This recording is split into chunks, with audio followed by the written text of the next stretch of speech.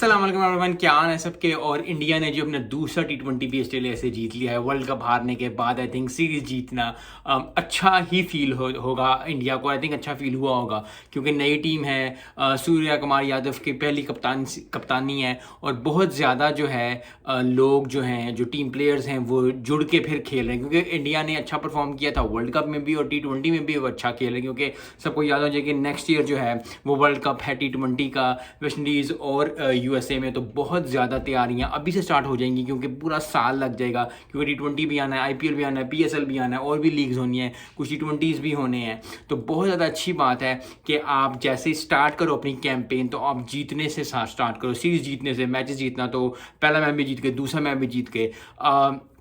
ज़बरदस्त बात यह है कि जो रिंकू सिंह है वो तो एक अलग लेवल पे ही है और अलग लेवल होने के साथ साथ ज़बरदस्त जो है परफॉर्मेंस दिया है। पहले मैच में भी अच्छी परफॉर्मेंस दी, आज भी उसने 30-31 स्कोर कर लिया, 9 गेंदों पे छक्के चौके मारे। यस जो है वो मैन ऑफ द मैच जो है वो जयसवाल को मिला, लेकिन रिंकू सिंह ने जिस तरह की बैटिंग की आई थिंक ही नोज़ के क्या मतलब दिस।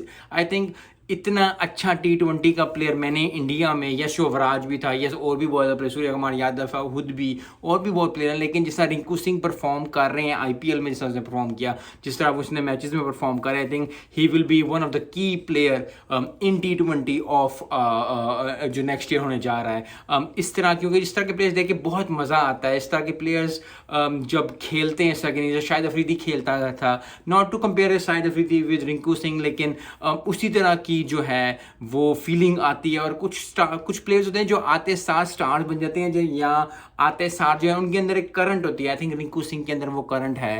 इंडियन प्लेयर्स तो वैसे ही बहुत अच्छा खेलते हैं। मेरे I think one of the best teams और one of the best teams not in this World Cup, जितने भी पहले वर्ल्ड कप आए हैं, जितनी अच्छी टीम, जितनी स्ट्रॉन्ग टीम इंडिया की थी, आई थिंक लास्ट डे में फाइनल में वो ज़्यादा थोड़े से अनलकी रहे।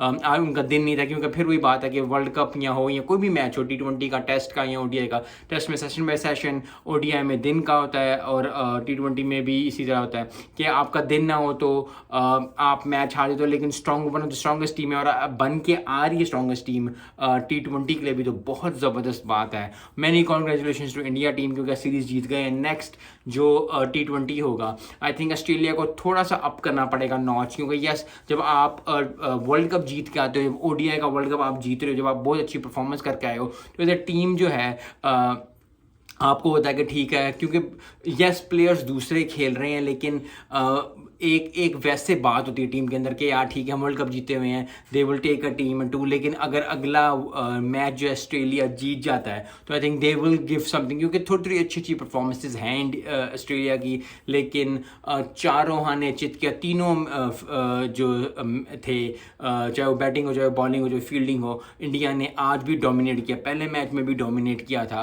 ऑस्ट्रेलिया को। तो ऑस्ट्रेलिया को कुछ ना कुछ फिगर आउट करना पड़ेगा, लेकिन ज़बरदस्त जो है परफॉर्मेंस दिया आज इंडिया टीम ने। बहुत बहुत मुबारक इंडिया टीम को। आई थिंक इसी तरह जब स्टार्ट करेंगे पाकिस्तान के भी T20 टेस्ट के बाद जब T20 स्टार्ट होंगे तो आई थिंक बहुत अच्छा बचा होगा पाकिस्तान टीम के लिए भी, जो ज़बरदस्त जो है वो अगले कई महीनों में अच्छी क्रिकेट आने वाली है। सो आई होप कि मैं तो बहुत एक्साइटेड हूँ उसके लिए और वीडियोज़ बनाने के लिए उसके लिए। तो आई होप कि आप लोग भी इतने एक्साइटेड होंगे। और मिलते हैं नेक्स्ट वीडियो में। अस्सलाम वालेकुम।